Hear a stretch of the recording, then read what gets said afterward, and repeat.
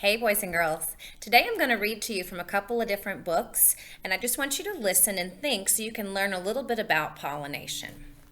The first book is called From Seed to Plant by Gail Gibbons.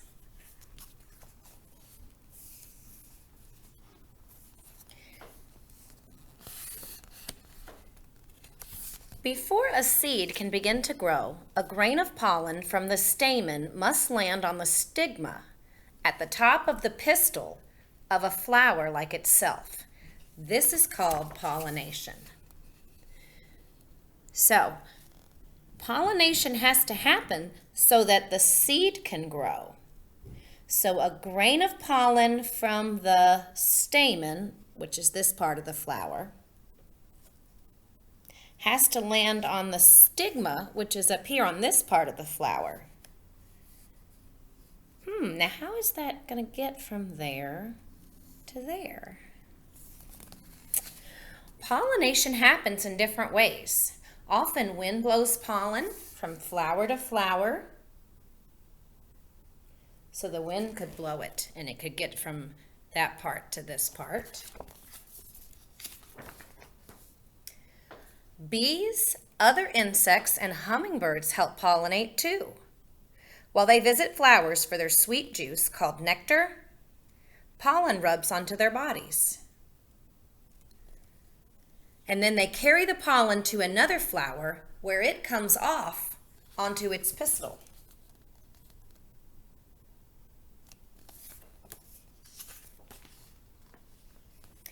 If a pollen grain from a flower lands on the pistil of the same kind of flower, it grows a long tube through the pistil into an ovule, and this is the beginning of a seed.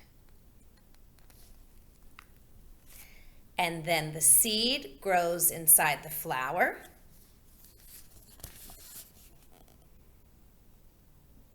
And then the flower grows a fruit, and that fruit protects the seeds. But that fruit is my apple that I like. In this book here, Seed to Plant,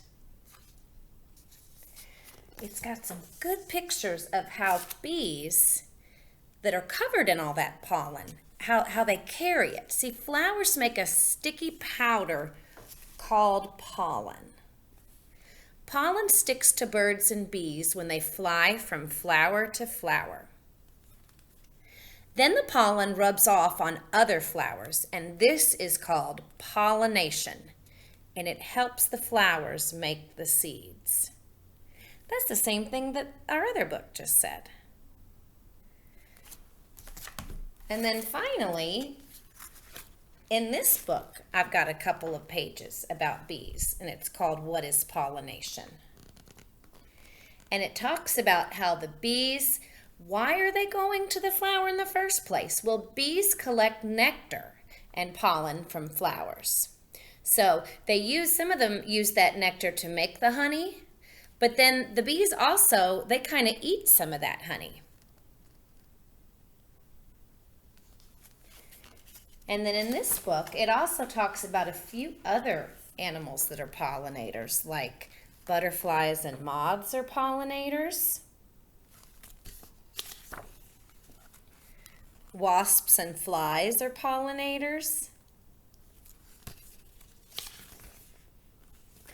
Beetles can be pollinators.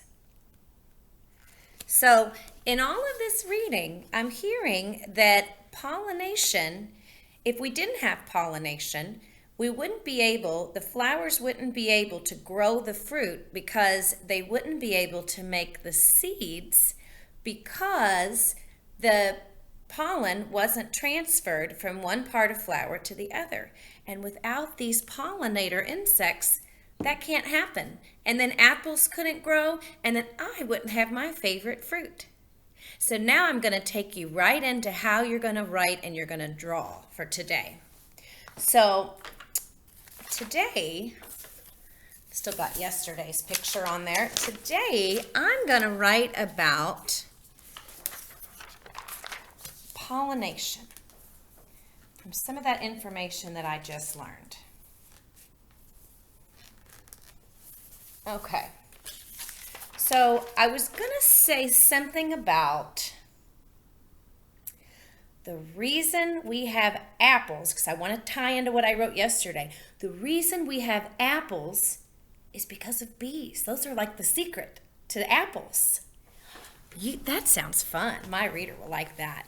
The secret behind the apples are bees. I'm going to save my part up top for that. So I'm going to start about the middle. The secret behind the apples are bees. Period. Okay. So now I want to say, well, I got to tell my reader what the bees do. So bees help the flower, right? Because the bees help the flower. Let me think about what I just read about. The bees help the flower by moving the pollen from one part of the flower to the other. So what if I said, bees help the flower by moving the pollen from one part of the flower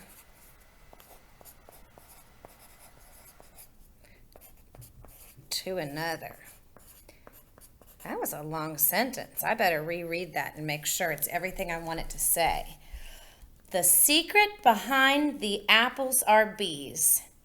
Bees help the flower by moving the pollen from one part of the flower to another. What else could I say? Maybe I should talk a little bit about how the bees are going to the flower to drink the nectar. Because people might wonder, why are the bees even in the flowers? Is it just because they like to fly around flowers? Well, no, they want to get in there and drink that nectar. So maybe I could have a sentence about the bee, while the bee is drinking nectar from the flowers,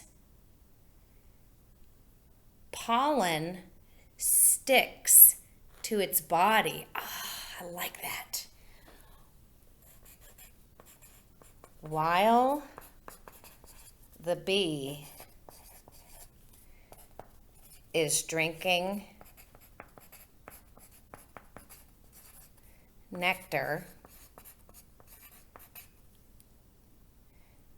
and I think I'm not going to put from the flower because we know we're already talking about the flower. So while the bee is drinking nectar,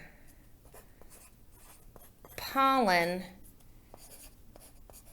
sticks to its body. Okay, let me listen to that again. The secret behind the apples are bees. Now, truly, when you write this, though, you're not going to write about apples. You're going to write about the one that you chose. Maybe you chose cucumbers or almonds or one of the other ones that were in there.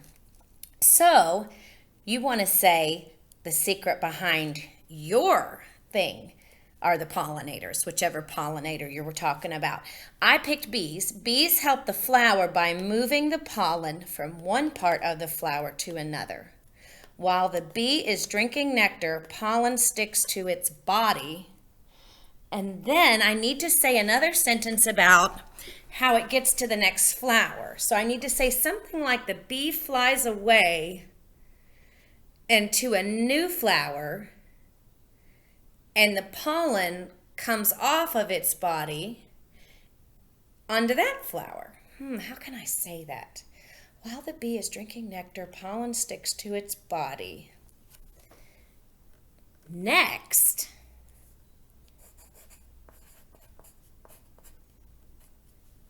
Next, it flies to a new flower. Period. Next, it flies to a new flower. The pollen rubs off its body onto the new flower. And now that flower can make seeds to grow fruit. And I know that you'll finish your thought. I just wanted to show you how I get started. And then I would be done. So I think today's writing has a lot more sentences because we've got to tell all those steps of how the pollination happens. And then I want to capture a picture of what that looks like. So again, I could take from the internet and I could Google a bee pollinating apple or bee pollinating a flower. And that's where you're going to find your picture. For me, I've got so many pictures in these books. I'm going to pick one real quickly and I'm going to show you what your drawing might look like. Gosh, there's some good pictures in these books, but you'll find some great ones on the internet too. So we need to find a picture that shows a flower with a bee on it. So this one's really up close. Remember, take your time looking at these pictures on the internet and make sure you find the picture that you really want to draw so that you can show what that looks like. Now, I'm going to use this one here because it's got a bee, and that bee is right down in that flower. And do you notice that this here, it has like labels. It has, this makes, it's very much like a diagram because my reader needs to know that those dots there, that's the pollen. So I think when I draw my picture today, I might do that. I might draw a line and put pollen. I might also draw a line and put flower.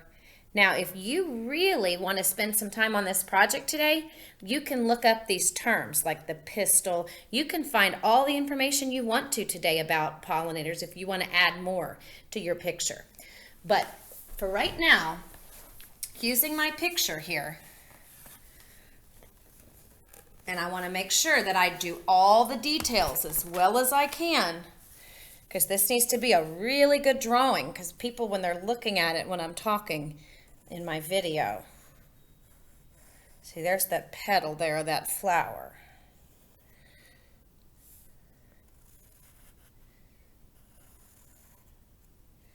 And here's another part of this flower here. Okay, now I'm going to start drawing the bee's body, I think, because that's where it looks like the bee. Its head, see, this is where its head has to kind of come over top of this flower petal here, so I might have to erase. And then here comes its body.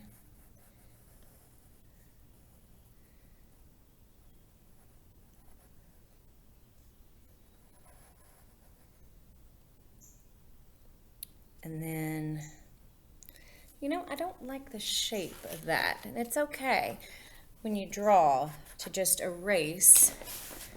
If you can find an eraser, which at my house it's hard to find erasers, but I think if I could have found an eraser, I think I would have, because it looks to me like actually maybe it's more like this. So I would go back and erase that. But that's okay when you're drawing, to just kind of, and see, to make your changes and then erase and go back, because really this petal here has to cover that part of the bee's face. And so then I would erase that little bit too. And then here, there's one more petal because it looks like the bee has a little leg right here. And he's standing on, his legs are resting on at least this petal here. So it's kind of like that's his leg. You almost really can't even see his face. I think it's because it's stuck down into the flower where he's getting his nectar. Now I want to make sure I put his wings on here. So this is a true picture of a bee.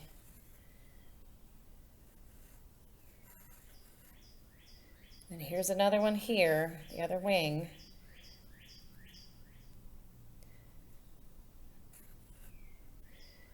And then of course, I'll draw later on, I'll draw the stem part of this flower. And of course, I want to make sure that I get the colors in here to really make this look nice. So this bee, well, I need a black too. Let's see what the darkest color is. Here we go. Okay, so I'm going to use my black because his head is this part here, and it's all black. And then it's like a yellow, like a horizontal stripe kind of. It goes like this. And then the next part, yeah, now he's looking like a bee. It's black, and then he's got some more yellow, but then this is where the pollen comes in. I want to make sure that I show, and I may have to do that with a pencil. It's like this was all supposed to be black, but it can't be because he's got all this pollen all over him. So I might put this, and then that's where I might come in with my pencil and try to draw that there's stuff stuck all over this bee right here. See all of that? Yeah. So I'm going to draw a little line coming out like this, and I'm going to call that pollen. That's the pollen that's stuck all over that bee. So anyway, I know your drawing will be very detailed, very colorful. You will have a nice piece of writing talking about pollination. And then when you finish that, that's the second part of your writing, and you are finished for today.